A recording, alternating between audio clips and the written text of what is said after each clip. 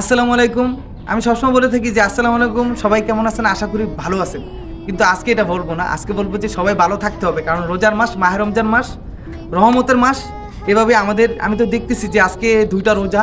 তো আমি দেখলাম সেহারি কাটতে যখন উঠলাম এবং কি ইফতারি খেতে যখন ইফতারি খাইলাম, দেখলাম এত সুন্দর নিখুঁত বাতাস যে আল্লাহ পাক রাব্বুল আলামিন আমাদের রহমতের মাসগুলোতে এত সুন্দর করে দিল।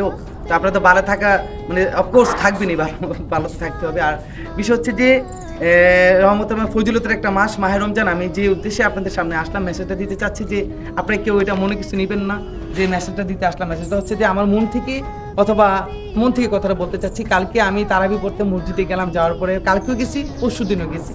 যাওয়ার পর দেখলাম কি অনেক ছেলে পেলে দুষ্টামি করে। তো ছেলেপেলেরা দুষ্টামি করতেছে, বাচ্চাগুলো যেমন বাচ্চাগুলোর বয়স হচ্ছে 3 থেকে 6 বছর, 5 বছর, 7 বছর, এবং কি 19 বছরের ছেলেরাও আছে, 20 বছরের ছেলেরাও আছে।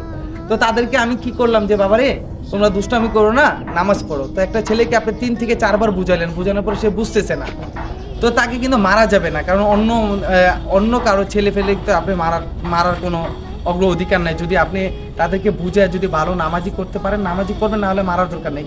তো আমার মন থেকে যেমন একটা ছোট্ট আমি প্রশ্ন যদি আপনারা রাখেন আর কি, কারণ যদি রাখেন, আমার একটা প্রশ্ন হচ্ছে এটাই যে যারা আমি প্রত্যেকের দৃষ্টি আকর্ষণ করে বলতে চাচ্ছি যে প্রত্যেকের দৃষ্টি আকর্ষণ মানে যারাই আমার ভিডিওগুলো দেখেন, আপনার প্রত্যেকের আকর্ষণ করে এটা বলতে চাই যে যারা বাচ্চা ছেলে ফেলে আছে, যারা মসজিদে আসে নামাজ পড়ার জন্য, তাদেরকে আপনি যারা ছোট্ট কম বয়সী ছেলে ফেলে আছে তাদেরকে আপনার সামনের কাতারে দাঁড়া করান।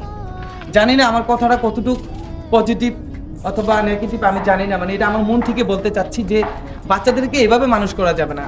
যাদের বাচ্চাগুলো ছোট, যারা মসজিদে আছে, তাদেরকে হুমকি দামকি দিয়ে লাভ নেই।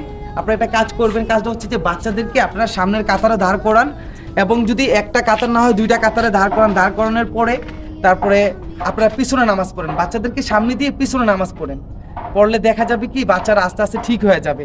কারণ আপনারা যখন পিছনে থাকবেন, বাচ্চারা সামনে থাকবে, তখন মনে করবে যে না, তারা কিন্তু একটা আনন্দ উল্লাস পাবে যে আমাদেরকে অনেক ভালোবাসা দিচ্ছে, যে তারা মুরব্বীরা ফার্স্ট কাতারে দাঁড়াইতো, এখন আমাদেরকে ফার্স্ট কাতারে দাঁড়াইতে দিচ্ছে বাচ্চাগুলা। আমার মনে হয় তারা এইভাবে ঠিক হয়ে যাবে। তো সেক্ষেত্রে আমার কতটুকু আমার কথাটা আপনারা রাখবেন আমি জানি না, কিন্তু আমি যেটা মনে করি এটা করলে ভালো হয়।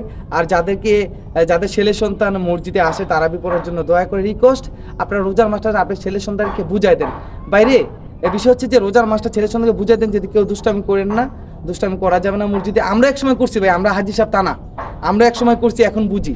তো সেই ক্ষেত্রে আপনারা সবার কাছে আমার হাত জোর রিকোয়েস্ট, আপনারা কেউ মনে কিছু নেবেন না। মসজিদের ইমাম সাহেব যারা আছেন তাদের কাছে আমার একটা রিকোয়েস্ট যে আমি যে কথাটা বললাম যে বাচ্চাদেরকে আপনারা সামনের কাতারে দাঁড়া করান, তাহলে হয়তো বা ঠিক হতে পারে। হ্যাঁ, আর যারা 19 বছর 20 বছর বয়সের ছেলে ফেলেরা, কালকে আমি গিয়ে দেখলাম মসজিদে নামাজ পড়তেছে, মাঝখান থেকে কাতারাতে টাইনা নিয়ে একটা ছেলেকে টাইনা নিয়ে আসতেছে, একটা ছেলের ফ্রেন্ড। তো থ্যাংক ইউ সবাইকে। এদিকে আপনারা একটু খেয়াল রাখবেন, বাচ্চাদের দিকে একটু সামনে কাতারে নামাজ পড়ানোর চেষ্টা করবেন। Thank you. আসসালামু আলাইকুম।